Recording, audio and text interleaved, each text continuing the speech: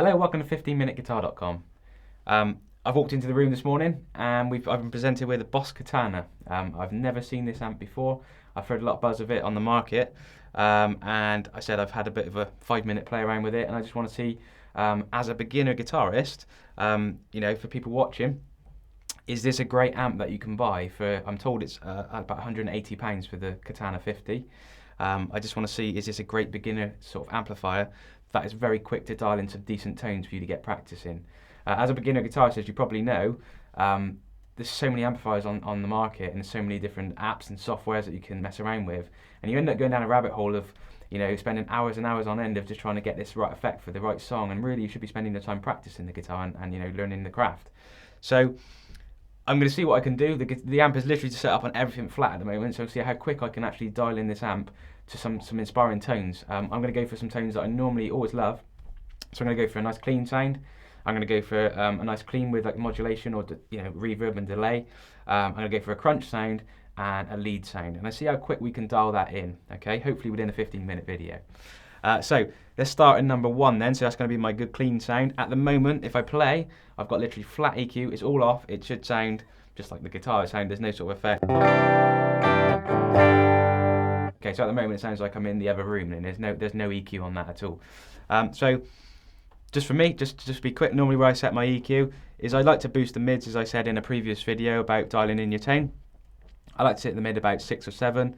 I like to take the treble up depending on the guitar. If it's a Strat, I like to roll it off a little bit, but on this guitar, I like it around about 6 or 7 as well. Makes a nice pattern on there as well. And then if I move up to the bass, I'm going to put that up about halfway, and sometimes I might take that back a little bit depending if it's too boomy, or I normally don't boost the bass because the guitar sits, as I said before in a previous video, sits in the mid in the treble frequencies. So I try not to boost that one too much, so I'll keep that one there. Let's just see what that sounds like a minute. So we're on the clean. Yep, we're on the clean setting.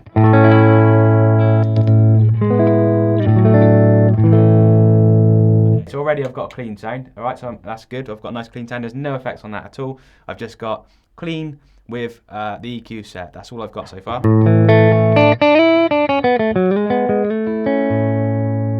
Okay, so it's really, really dry, so it's not a very inspiring sound to play, but if you were doing some sort of, Nile Rodgers-y sort of funky sort of stuff,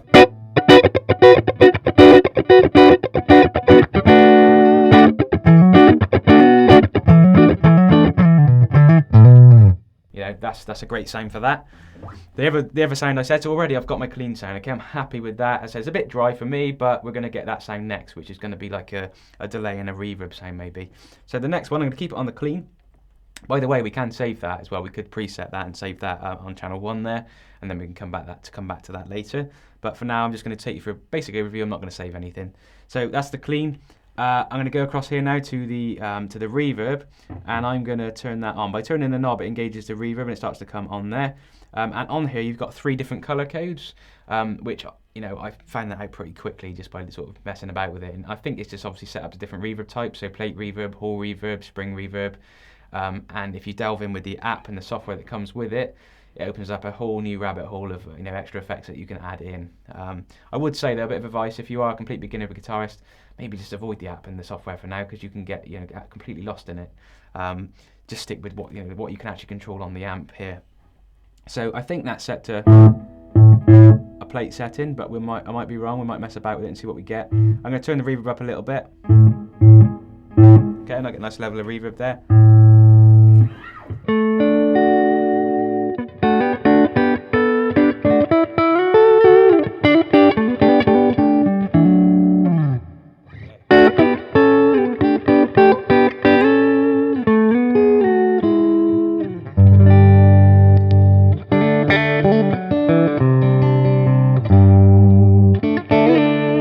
Already that's a more inspiring tone to play. It's giving that effect of being in a hall or in a room. I think that's actually the plate reverb sound for my ears, but I may be wrong. So much really nice, sort of really good headroom on that. There's a lot of headroom. Headroom just means sort of room to maneuver upwards without it sort of breaking up. when an amp breaks up, it starts to make a sort of a crunchy sound, and you may want that or you may not want that, but I don't want that. I want a nice good clean sound with good headroom. So I've got a good clean sound now. I've got the dry clean sound as we had. We've got the clean sound now with a bit of reverb on it, and if we add a little bit of delay as well, see how easy it is to do that. So I look at my delay here on the effects setting here, and I'm going to turn this round. There you go, and it starts to flash. So you've got a tap delay there. If you don't know what that is, basically you can tap in time with a piece of music and get your delay set to perfectly in time with the song you're playing against. But if you're not sure about that and you're just a complete beginner, just turn it on, have some fun. So just click the delay on, turn the volume up on the guitar. It's a good start.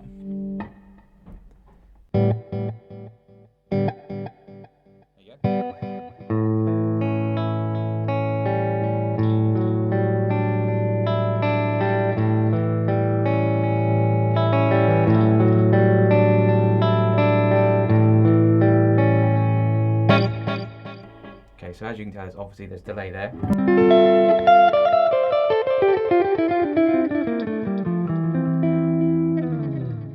It's a nice delay as well. I would probably say that's probably like an analog delay or sort of a modulated delay. Again, you can dive in on the software if you want to, and there's all the parameters you can change, and you can have analog, you can have modulated delay, you can have digital delay. There's lots and lots of settings you can set there. So yeah, let's just have a go at this little tap thing a minute. So just for a bit of fun, I'm just going to tap.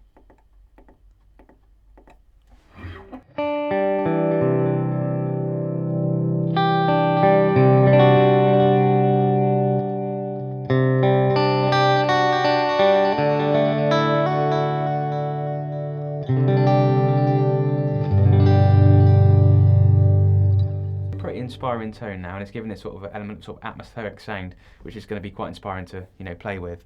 So there, really quickly, we've got our clean sound, we've got a clean with a delay and a bit of reverb, and then maybe next we should go to our crunch sound. So quickly we can dial in a crunch sound. So I'm going to change this wheel on the left hand side here around to crunch, because it's probably good to say that if you're trying to get a crunch sound, I know it seems silly, but make sure you're on the crunch wheel.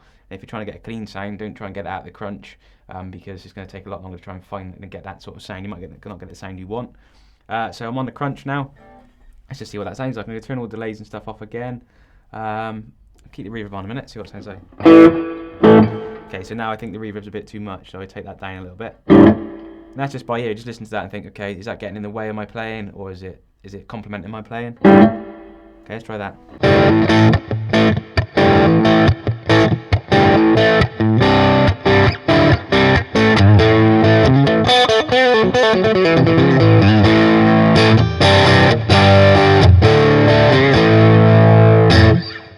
That's a great sound already. I've not even touched the gain. You can put a bit more gain on that if you want. I've got that set about 11 o'clock. You could set that a bit higher if you want, but it is a crunch sound, so you don't want to gain too high on a crunch sound because you'll start to get into, into lead territory there. That's a great sound. So, very quickly, I've just changed one knob on there, not changed anything else, turned the delay off, and we've got a good crunch sound. You can mess about with the gain, as I said. You might even want to roll off the gain a little bit.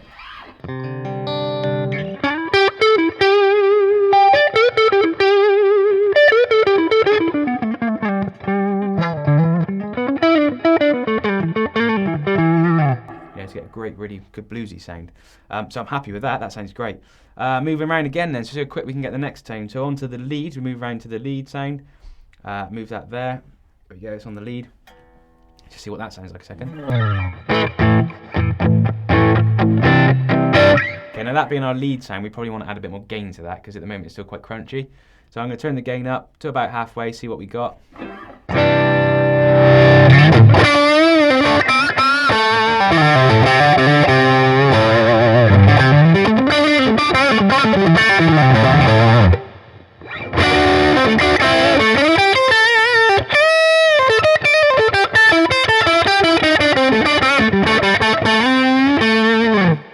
And again, that's a great lead sound. You can tweak it to your heart's content, but very, very quickly there. I've not had this amp for a very long time. This is not my amp, but I literally walked in this morning and started messing about with this, and very quickly I've dialed in a really sort of inspiring tones to play with. Some good clean sound, good clean with delay and reverb and a bit of modulation, and then a great crunch tone, and now a great lead sound as well. If you wanted to, you can add some delay to that. Let's just see what that happens when we do that.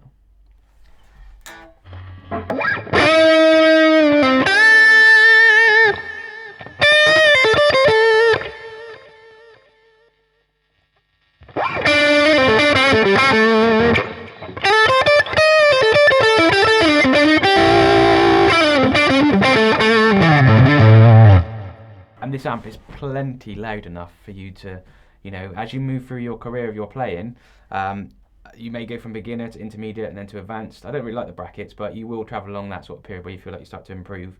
And then you'll get to a level where maybe you start to get in a band and start gigging and stuff. Well, this amp, I would say, is plenty loud enough for gigging. There's plenty of headroom for it. Only thing you probably need as an extra is this amp's about £180. You'll probably need a foot switch, very simple foot switch that just allows you to change the channel on the amp, which is what you'll need if you need to go from a good clean sound to a good overdrive sound or a good crunch sound. You will need the foot switch, which I believe is about £50 on top. So, you know, you might not need that. I would probably say if you're a beginner, don't worry about the foot switch to begin with, just buy the amplifier. You can do absolutely everything by tweaking the, you know, knobs on top of the amp. If you want to dig in a bit more as you get a bit more advanced and you want to try and sort of really nail the tones of the songs you're trying to learn or play, then use the software and the app that you get to download, which is really good. I've had a mess around with it this morning, and you know, it's pretty intuitive to use, and it's not too, you know, fiddly and difficult to get involved with. So it's a pretty good fun app to use. And then, as I said, if you take this to a gigging level, this is plenty loud enough. There's a 100-watt version as well if you want a bit more headroom, but the 50 to me is plenty loud enough. You've got like a built-in power scaling on this as well, so you can set it at 0.25 watts. You can set it at 25 watts and 50 watts. Okay, so if you're recording at home and you want to keep it down, but you still want to get the good sound that comes out the speaker, then you could, you know, drop it down to 0.25 watts. And again, I will say on the back of the amp, there's a record out as well, so you can just plug a jack socket into the jack lead into the back of the amp, and plug that straight into your interface and record directly into your, you know, whatever program you use, software to use to record with. There's a headphone socket. I haven't tried it, but I'm sure it's great. Being Boss, it's probably a really good headphone socket which you can plug into. There's an aux socket as well, which you can plug a backing track into. If you're practicing learning a song, you put the backing track on, have that going through your headphones, and just, you know, play along to your heart's content without annoying anybody. I will say as well, as I said earlier, you can preset these as well. So by holding down channel 1 or holding down channel 2, you can preset the sounds that we've created here today, and just come back to them straight away without having to sort of every time you come to the amp reset it and all that sort of stuff, because that's the most annoying thing as a beginner. If you lose the sound you spent ages trying to create, and it just disappears, and it's very frustrating. Another thing to say as well, that this amp takes acoustic, which is brilliant. So if you're a beginner acoustic player and you love the sound of your acoustic guitar and you just want it amplified, maybe you want to get to a level where you gig with it, then this amp can do that. It has got an acoustic setting, which we'll take a good look at in a second. Okay, so if by magic I now have an acoustic in front of me, just want to see, you know, how quick we can get a good inspiring acoustic tone from this as well. It has got an acoustic setting, as I said. We want to change to that now. We were on the clean, so I'm going to change that to the acoustic. It's the gain set okay, the volume's alright. Let's just see what it sounds like. So.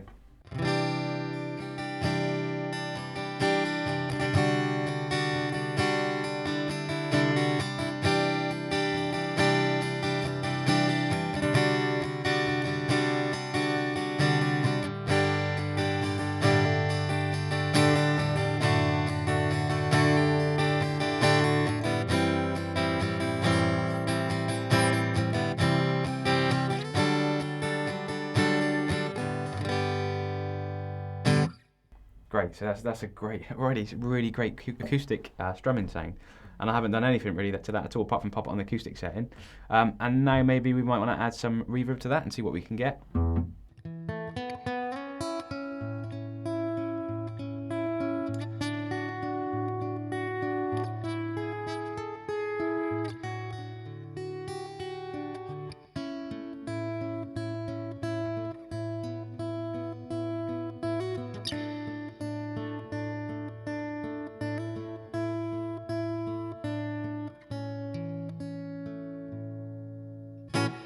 A really inspiring acoustic tone as well. I've not done much at all with the changing the effects, and it just sounds absolutely amazing. Really, really good. So I suppose a roundup for this amp is for £180. You really can't go wrong. It can do a hell of a lot more than just, you know, a beginner amp that you might buy that costs you, say, half the price. Say it costs you £60-70. Then within maybe 6 months to a year, you're probably going to get, you know, a little bit. It's going to sort of limit you a little bit in terms of maybe volume. You might think actually it's a bit too quiet, or hasn't got enough, you know, tweakable sort of parameters that you can change in the effects and stuff. We haven't even talked about, you know, getting a pedal board and things like that. This amp just has all the effects and stuff all built in. So as a beginner, I think it's great to just have a really simple setup where you just go guitar, lead, straight into an amplifier, and the amp will do absolutely everything that you want it to do. So really impressed with this. I've only had, I know, probably about half an hour maximum now messing about with this, and I am very, very impressed, and I'd happily spend £180 on this amp. So hope you enjoyed that video, guys. Hope this helps you beginner guitarists pick a decent amplifier for when you're sort of starting out, and I look forward to seeing you on the next video. Take care.